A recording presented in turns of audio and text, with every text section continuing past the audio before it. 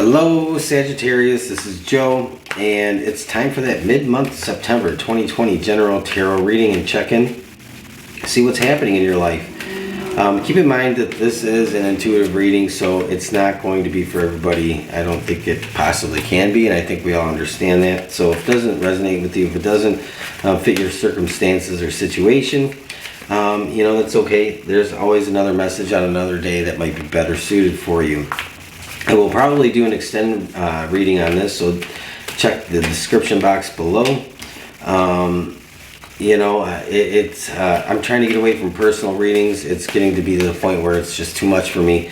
So I figured the best thing to do is to just create a members only area where I could post extended readings and kind of more personalized live streams where people can ask questions and whatnot. So that's available if you're interested, if this speaks to you. Okay, so Sagittarius, what is happening in your world mid-month, September 2020? This really could be anything and everything. So we'll see what the theme is coming out. And if you hear some noise, I'm sorry, it can be noisy here sometimes.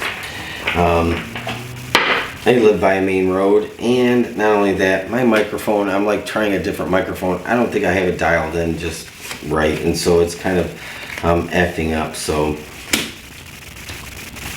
you know, the first thing, I might be a little old for a lot of you people here. I'm 45, and the first thing that came to me when I saw these cars is that Doors song, Waiting for the Sun. Interesting. The Tower. All right. So Sagittarius, you're waiting for something to just finally be done and over with. You've been waiting for it. Maybe you don't want to be the one to push things into where it would cause things to come undone, or you don't want to be the one to push things or nudge things to where there would be a big change. I think you're waiting on somebody else to do something or act in a certain way or talk in a certain way. I don't know. I read cards first impression. So the first thing that comes to me is the most important thing. And so I do feel like this is like, okay, you're waiting for it. You're wanting this tower to happen. And no, you're not wanting your life to fall apart, and that's not what this card is about. You're waiting for a situation to just kind of come to a completion, and it's just all hung up. There might be a lot of back and forth, a little bit of, I don't want to say chaos, but you know, there's just some things that are just kind of everywhere with whatever you're going through. And I do feel like you're waiting for this.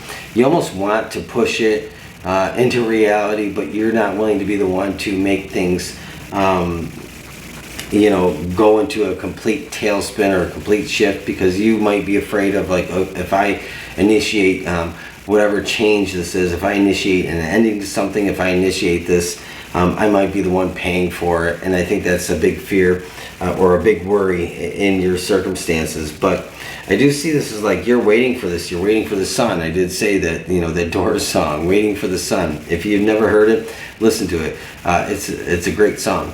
It might not be your genre, but really the sun is the best damn card in tarot. This card is all about, like, okay, finally having really 100% clarity. But not only that, it's, to me, the sun is also empowerment.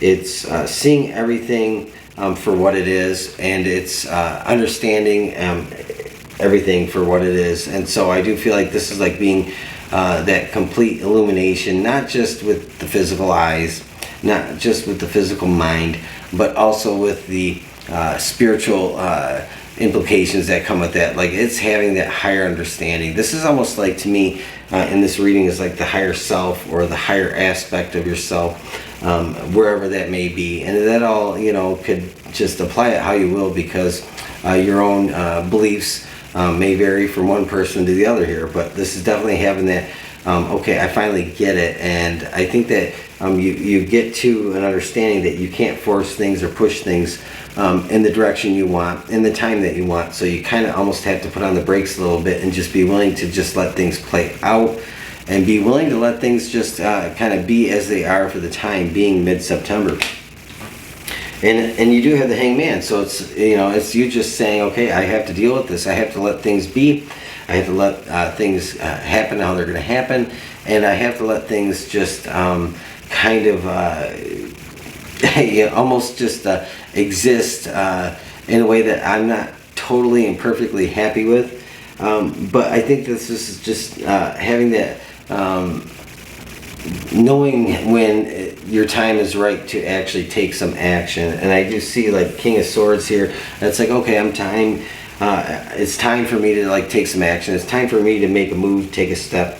And I think that this is like something that you're going to probably drag out into actually October. It doesn't feel like to me this is something that you really take your sword out and strike right away. I think that you come to the realization that you have to let just things divinely and purposefully play out without your hands on the situation. So you definitely do have like something that is pivotal in your life, Sagittarius, in mid-September through the end of September, going into October for sure. And it's not something that's just going to, this isn't a one and done situation or scenario. So you're kind of going through something that is a little bit challenging. I think it's testing your patience. It's trying your patience a little bit. It's trying your resolve to withhold what you want to say, how you feel, what you're going to do. But I think you ultimately come to the conclusion that, okay, it's time for me to definitely make a move and to do something. And it definitely comes through Four of Pentacles. So an element of protection. For some of you, this is an element of protecting something that belongs to you. This is something that you're very close to. So you might be, this could be as simple as protecting how you feel and think about something, but I think for most of you this is protecting something that is of value to you. But others of you, you might be, this could be about being resistant to giving something up or handing something over to somebody, and that might be what the big challenge is about for you, and waiting to the last moment until you know for sure this is something that you need to do or something you decide you need to do, Sagittarius. So we're going to actually move into the extended reading in a second, and I'm going to end it here. So if you do want to, if this resonates with you, this makes sense with you, just check out the description box below and you'll see the extended reading and how to view that. And I hope that this does bring you some clarity, but we're going to pull one of these for those of you that are not going to view the extended reading. A blessing on a battle that cannot be avoided. Isn't that amazing? It's like, okay, it's like having a battle, and you might be having a proxy battle, like you're fighting something that you're trying to stay out of, but you might be fighting it through somebody else. You might be fighting a situation or scenario that you're trying to stay indirectly involved in. So I think at some point in time you kind of come to the conclusion that you need to actually wield your sword and do something about what's going on for you. Again, this could be about protecting something that belongs to you, or this could be about just protecting yourself as a whole, as a person, as an individual. So Sagittarius, I'm going to end it here, and I'm going to continue the extended reading. Check it out below if you want to hear more. Thank you for watching.